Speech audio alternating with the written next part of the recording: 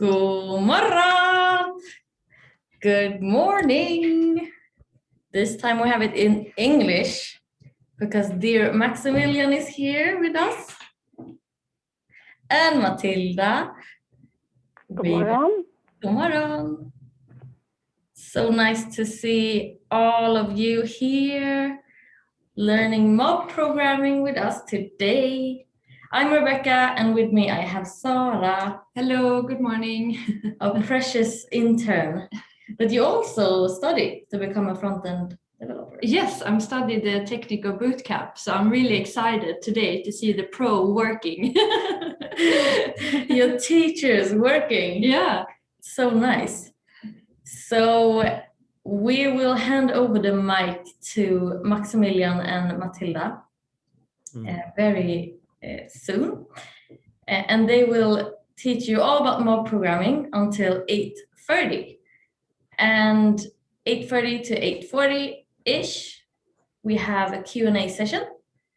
So you can ask questions to Matilda and Maxi about mob programming or personal questions to them. Maybe, perhaps, questions about the bootcamp, whatever you like. Make sure to ask your question. I think it's here, maybe, my finger, the Q&A button. It's easier for us to handle the questions when it's in the Q&A. And you can also write your questions anonymously. How do you say that? Anonymously? Anonymously? It almost sounds like muesli in the morning. I'm in breakfast mood. It's okay. And we also have the chat function, of course. You can use the chat if you like to, I don't know, comment something, say something. You can try it out now, for instance. Please write hi to us. See that you are alive. Yes, Matilda. And if you, now everyone is writing to panelists, but you can also write to panelists and all attendees. Then everyone can see. But it's up to you. Yes, hi, awesome people. Hi, good morning. Good morning. Yes. Oh, that's awesome. Nice.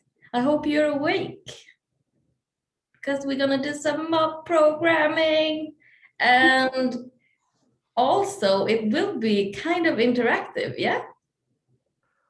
You can say so. Yeah. Yes, so be ready. So I will just shut up by now and hand over the mic to you guys.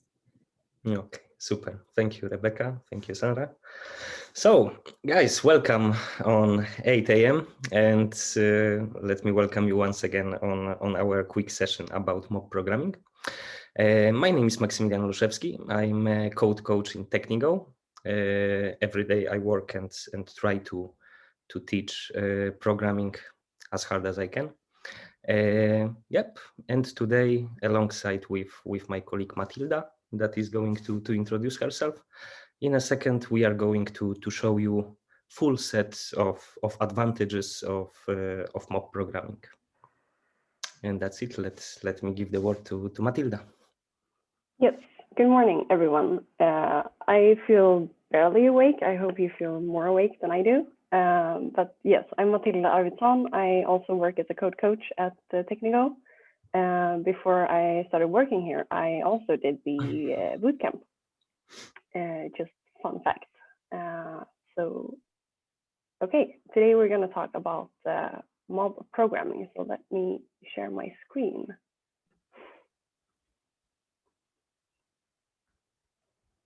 And get started. Can you see this orange background? Yep. Good. Just so that I'm sharing the correct screen. That's a good start. Okay. We will go through what mob programming is, and we will go through some benefits of mob programming and some guidelines for how to mob program, both in general and also how to do it remote. And in the end, we will show you how to get started, and Maksymilian and I will try out some mob programming or pair programming live. But first of all, what is mob programming? This is copy-pasted from Wikipedia, but I thought it was very descriptive. So it's a software development approach where the whole team works on the same thing at the same time, in the same space, and at the same computer. So the key concept is that you are 3 or more developers with only one keyboard. So you work together on one keyboard, but remotely we of course have several keyboards. But the key concept is that only one keyboard is active at a time. So only one person writes at a time. And if you are 2 people doing this, it's called pair programming. And you have one driver and the others are navigators. And the driver is the person writing. And the driver focuses only on writing. And the rest are navigators, and they focus on discussing with each other and describing to the driver what the driver should write. So the driver focuses only on writing, and the navigators discuss with each other and focuses on telling the driver what the driver should write. And some benefits of mob programming. It's a great way to get to know your team. When you're interacting with people, you get to know them much better than if all of you were to work on different tasks individually. And teams that work well together perform better. So you could see mob programming almost like a team building exercise in itself. And it's great for spreading knowledge. Mob programming is a big part of the Technigo Bootcamp because mob programming is especially good in a learning environment where many people can share knowledge at the same time.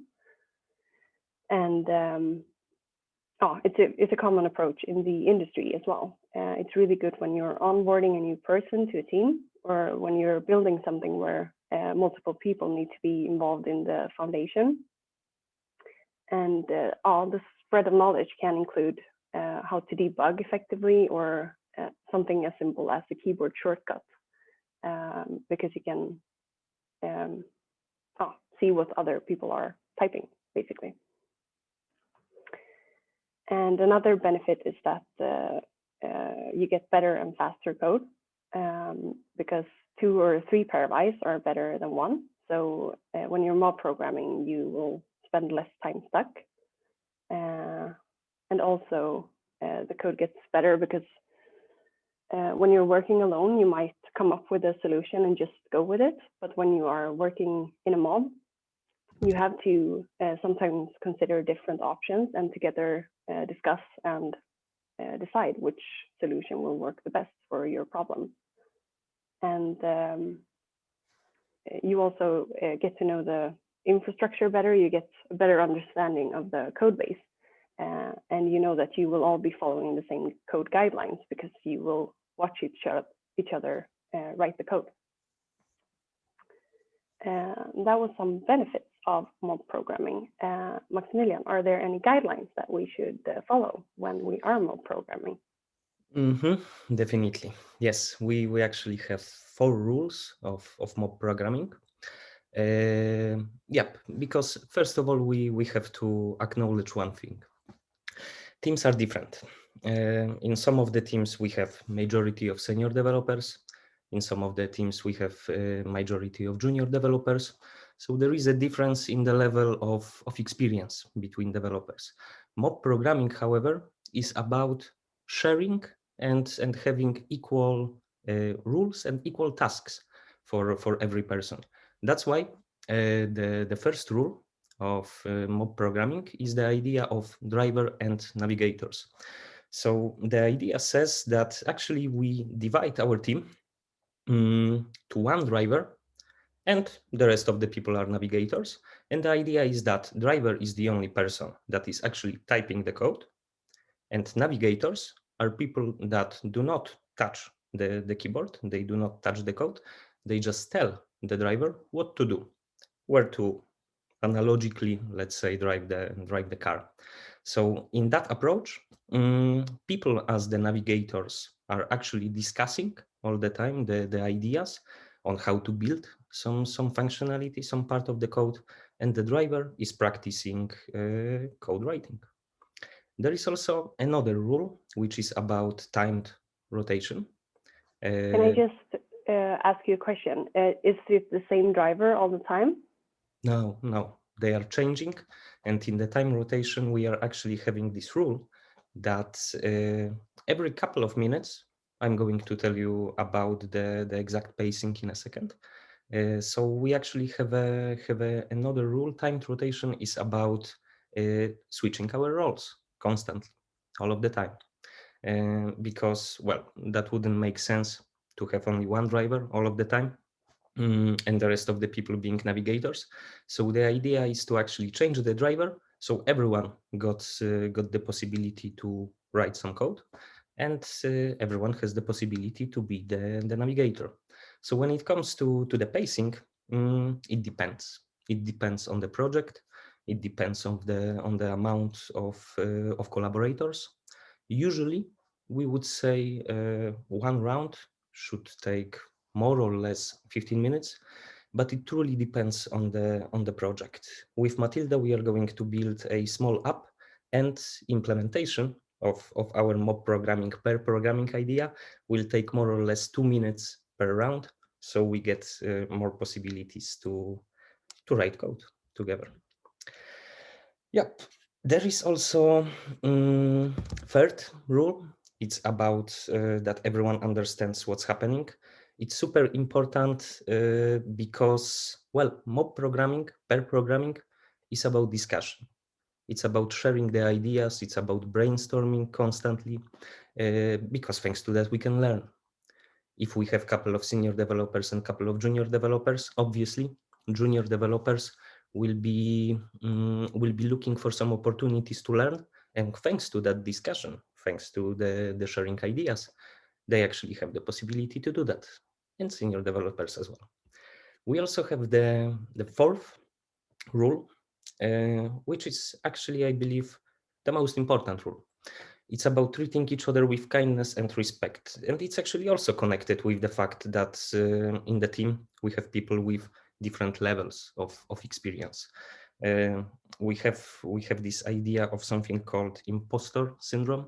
It's very often appearing for junior developers, and it's about not being fully confident about set of our skills. The idea to treat each other with kindness as respect is over there because we need to create a respectful environment for ourselves, so everyone feel needed and everyone feel important, as we are in the team. Yep, and that takes us to the exact implementation of mob programming. So we actually have two possibilities on how to mob program. It's different when everyone is in the same room and we are working physically in the same place. Over there, we just have one keyboard. The navigators are standing or sitting somewhere around, and we have discussion. But since more or less 1 year, it can be a bit hard. So we have to talk about remote possibilities on how to mob program. And one of the possibilities is actually the one that we are using in Technigo Bootcamp. So the first possibility is Visual Studio Code, and being more precise, live share extension. So Visual Studio Code, briefly speaking, is a code editor that we use to build our programs. And Visual Studio Code has one very nice feature. You can add extensions to it. So you can build your own editor with set of plugins. And LiveShare is one of the plugins, is one of the extensions. So actually what it does is that thanks to LiveShare, you are being able to share your editor with other people. You provide the link to other collaborators, and they can see live the code that you are changing, and they can even change them by themselves. There is also alternative to LiveShare with Visual Studio Code. and it's Code Sandbox. The biggest difference is that when it comes to Code Sandbox, we don't have to have an editor. We have an editor inside the browser. So we are just entering one web page, and over there we can build our code. It's better when it comes to the amount of time we have to put to set up our coding environment, and that will be our today's environment. With Matilda, we are going to build application in Code Sandbox. Yep. Yes, let's try it out.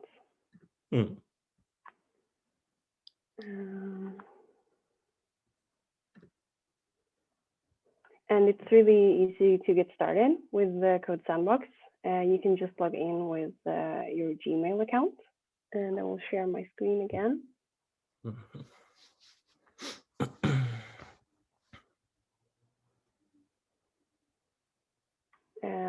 So here you have Code Sandbox.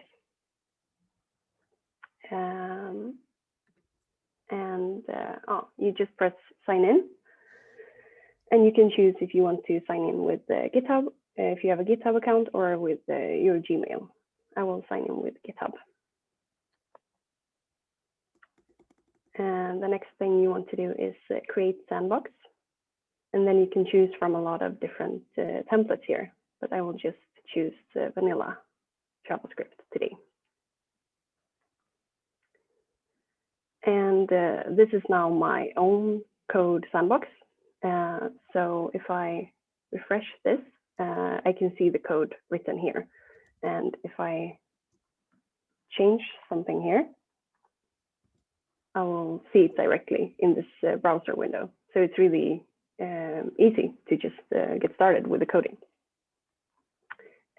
Because you also get some starter code. The setup is already done, as you said, Maksymilian.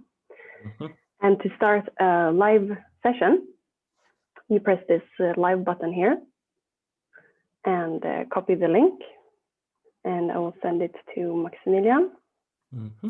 I think I am, yep, thank you. And I will change the live mode so that everyone can edit, so that Maksymilian can edit as well. As you can see, I am already there in the left bottom corner and right top corner as well. Oh yeah, there is your picture. Yep. And there is your name. So we can see each other's cursors. That's great. Okay, do you want to start being a navigator? Yes, we are going to start by Matilda being the driver, and I will be the navigator, and later on we are going to switch our roles. Okay, cool. So I think for the very beginning, let's say what we are going to build. We are going to build a super small counter application. So we are going to display a number, and we are going to display two buttons, plus button and minus button.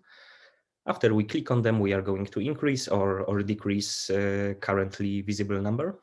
And in order to do that, we are going to work with index.html file and index.js file. So maybe at the very beginning, let's clear index.js file, and we are also going to go to index.html file.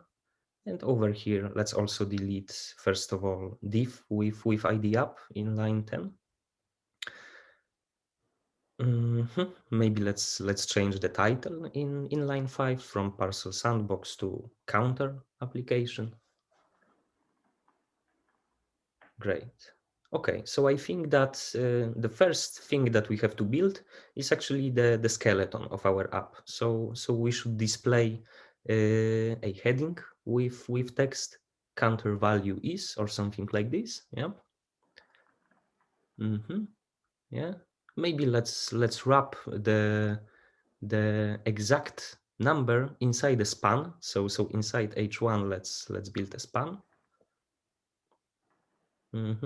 We are going to reach it from within JavaScript file. So let's also add an ID to it.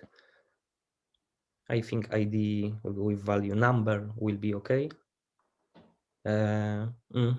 And I think let's also add a default number to our span. Let it be 0 for the beginning, and later on we are going to change it throughout the process of development. Cool. Okay. Mm-hmm. Should we switch? Yeah, I think so. We can switch. So right now, Okay. tell me what So to we have the output. So you can create a plus button to start with, or a minus button. Mm-hmm.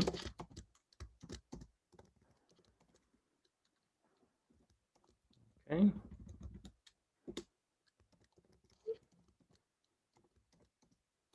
And then to be able to listen to when the user clicks these buttons, we can add an ID to each one of them as well. So this one can have the ID plus, and the minus button can have the ID minus. And that way we can reach them in the JavaScript file. Mm-hmm. I think that's what we need for the HTML file. Mm-hmm. Now I can't see anything in the browser, but I think I'm just going to save this. Sometimes you just have to refresh it manually. Yes. Okay, so nothing is happening right now when we are clicking the button. So let's go to the JavaScript file. Okay. And you can begin with creating some DOM selectors. So create a variable called number and get the span from the HTML file. Now I can't see your image anymore, so I think I've lost you maybe. Well, and can you see as I am editing the file? No, I can't. No. Let me enter the room once again, because I can edit it, but okay, I'm there. So once again, const number. Can you see it as I write? Now we can see. Okay, super. So const number.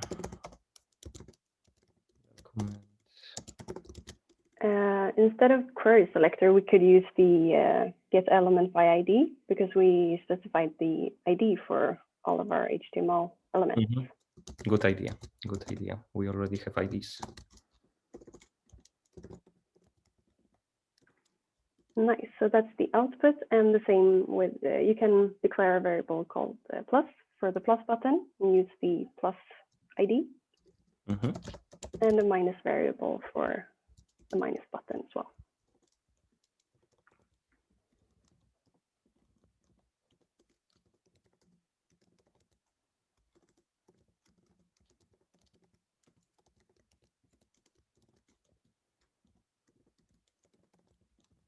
Okay. Nice. Super.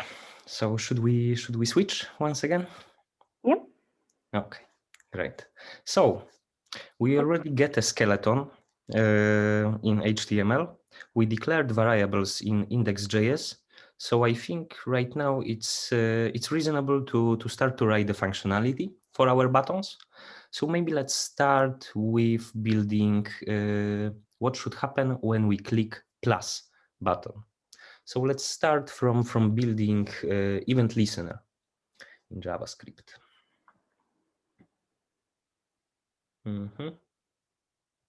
On click, and we should execute a function. Exactly. Okay, so what we should actually do is increase the number from 0 to something. But in order to do that, we should create one more variable, the variable that will keep track of the current number and inject it to our number in HTML. So let's create a variable counter. Okay. And let's initialize it to value 0 as the one that we have in HTML. Great. Okay. So what we should do inside the function that will be executed when we click on plus button is to increase it from 0 to 1. So maybe we can just increase it by 1. I see you write counter is equal to counter plus 1, but we actually have a little bit more condensed syntax, which actually does the same thing. It will be counter plus equal 1. So this is short for counter equals counter plus 1. Plus Counter equals 1. Exactly. Yes. Nice. Super. Let's test it.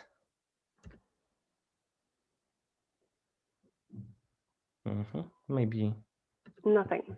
Maybe let's refresh. Yes. There is one more thing that we are missing. We are increasing the counter, but we are not injecting it to HTML. So what we actually have to do is to inject the counter variable into our number element. Yep. Well, you are writing inner HTML, which is okay. It's going to work, but there is more suited method. In our case, we don't have to inject HTML. We just have to inject the text. So I think method inner text will be even more appropriate. Exactly. Inner text. Yep. Nice. Great. So I think that should be working right now. Yay. Yay. Woo. Nice. Great. Okay, should we switch and you can do the same with the minus button? Definitely. Okay. Okay, so begin with creating an event listener on the minus button or minus variable. Okay.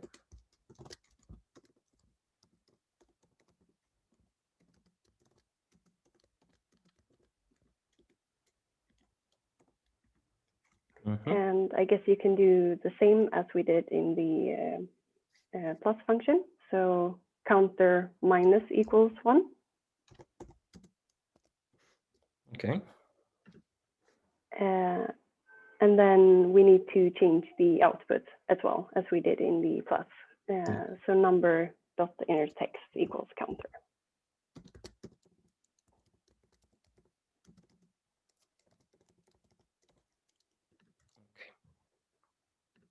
Let's try it out. The plus minus, yeah, the plus and the minus button are working. But now we allow for negative values. Do we want that? I don't think so. Okay, then we need to add some logic. So if you press enter where you are now, we can write a condition to check if the number value or the counter, if the counter is 0, we want it to stay 0. We don't want it to go below that. So write the condition to check if the counter is 0. Okay. And if that's true, we want the counter to stay 0. So counter equals 0. Okay. And else, if it's not 0, then we should have this logic to subtract from it. Okay. Let's test it. Okay, so plus and minus, and it stops at 0. Yeah. Great. Success. Yay. Great. As a last test, we can maybe invite you all to this live share, and you can go into the index.html file and just write your name, just try it out if you want to log into Code Sandbox with your Gmail account. Not the first link, but the second one. I don't know how to delete in the Zoom chat. But the second link that says Code Sandbox Live. If somebody wants to try. Exactly. You will see how easy it is. You just enter the link. You just log in. Oh, exactly. I can see we have a couple of people already. So you just hit enter. I think we have to add the possibility for new people to edit our files. And yep. And then everyone will be able to write something. Yeah, So it says that everyone can edit. I see that Matilda is in here. Do you want to try to edit something in the HTML file? Hello, Kaisa. Just wanted to ask Matilda, it's the link who ends with JF, right? Yes, exactly. Yes, awesome. There, There Kaisa is editing. Whoop, Nice. whoop. Ooh, great.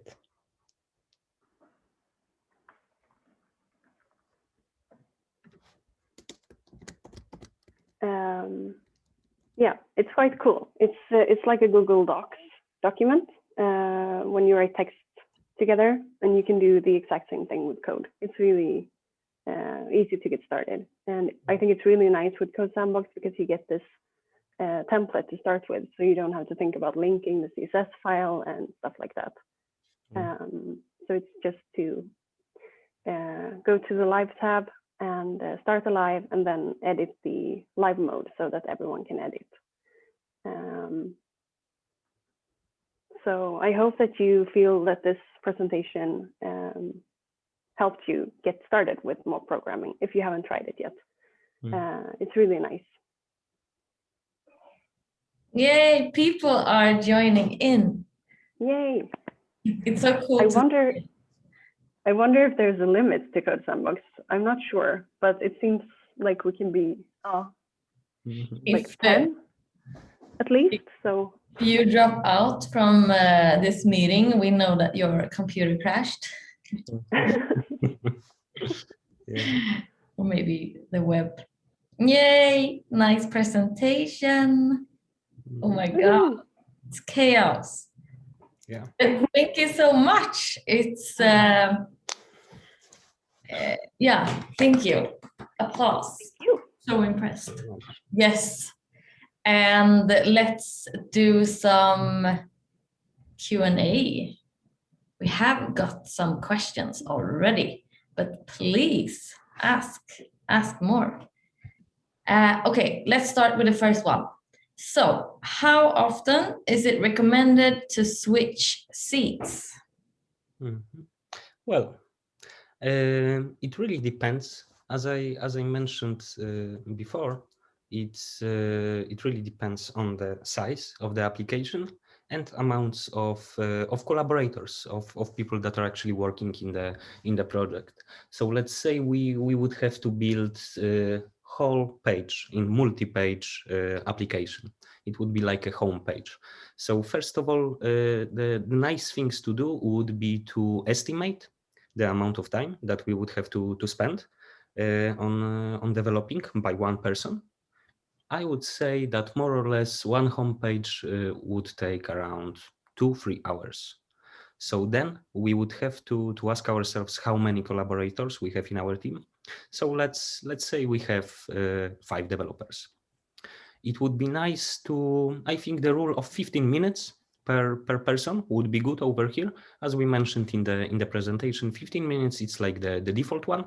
If the application is super small or super big, then we can rearrange it. But by default, like application like this, homepage like this, 15 minutes per person would be great. Then we can have truly rich discussion, the moment of sharing ideas and the brainstorm. I think that's an important thing to take into account, how many people you are in the mob, because if you are many people, you don't get to switch roles very often. You don't want anyone to get too comfortable in the driver's seat, maybe. So it's good to try to switch quite often, but not so often that you don't get into the role at all. But if you are many people, say that you are 4 people, and you have 15-minute rounds, you only get to be the driver once every hour. So if you are more than 4 people, maybe a shorter round. But that, as you said, it's up to every team to try it out, what works best. Good answer. So we also have the question what the biggest challenge is with mob programming. What do you think? I think it can be different for different teams, what challenges you face. I have mob programmed mostly in the bootcamp. And the challenge as a driver is when the navigators discuss something and you have an idea that you want to share, but the driver should focus only on writing. So you just have to sit quiet and don't share until you become the navigator. And also sometimes, as we said, you should treat each other with kindness and respect. That's super important, because sometimes you get super nervous when you mob program with more experienced people. For example, with your teachers, you can get nervous if you mob program with your teachers. Yeah. Yeah, I can only imagine. Yeah. Imposter syndrome is real. Yeah, but you just have to dare then and communicate, I guess. Yeah.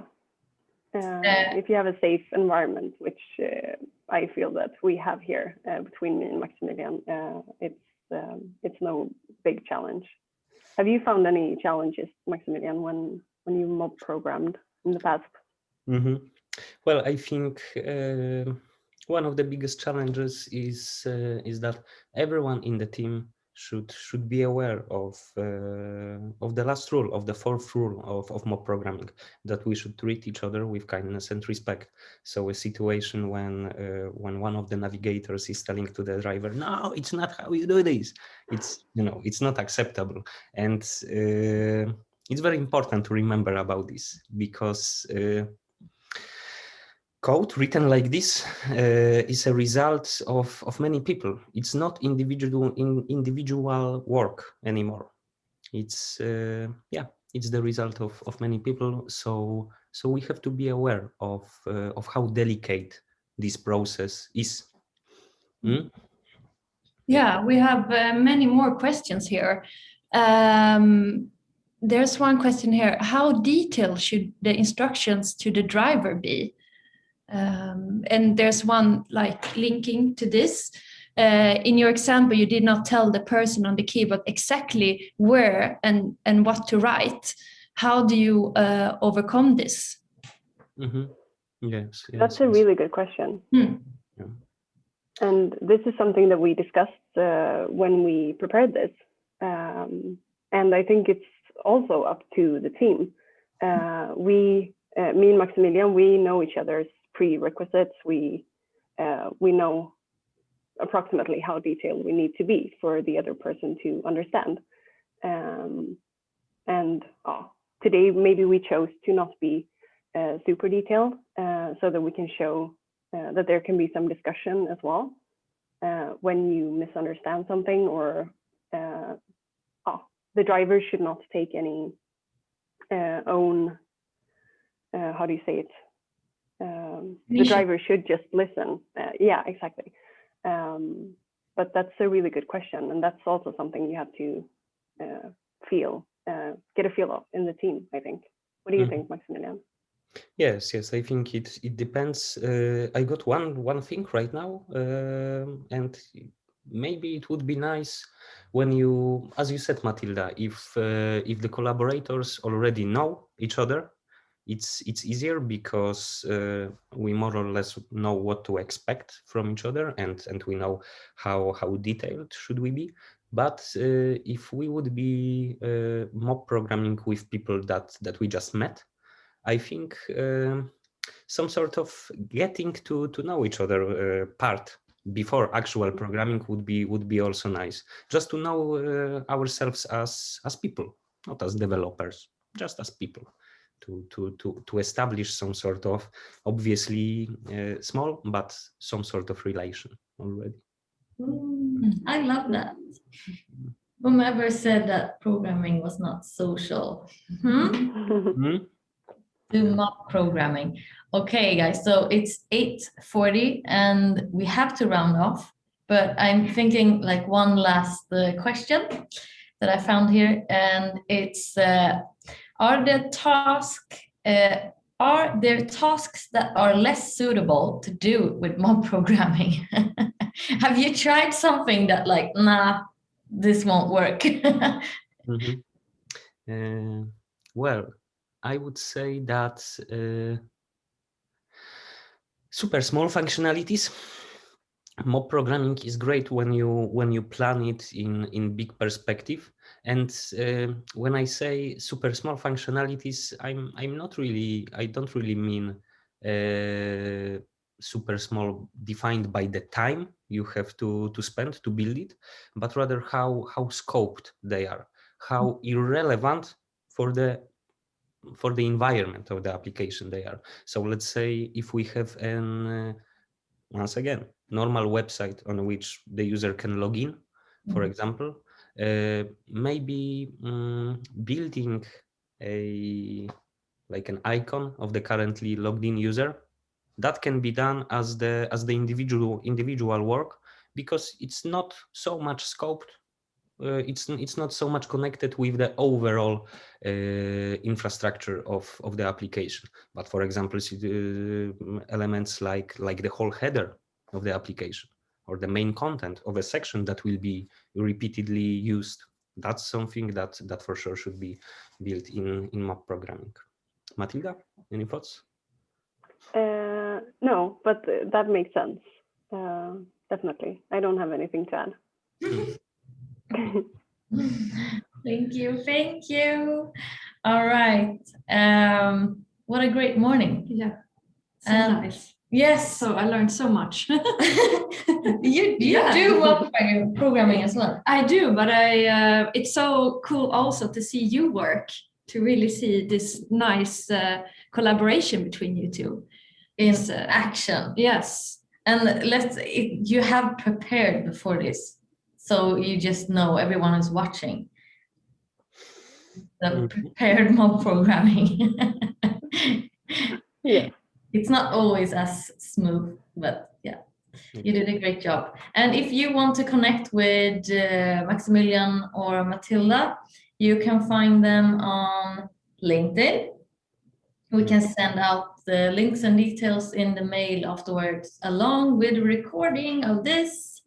You can watch it again. Awesome. So yeah, that's it. Now, enjoy your day. Enjoy work. Yes, have a good day, everyone. And thank you so much. Thank you as well. Thank you so much, guys. Have a great day.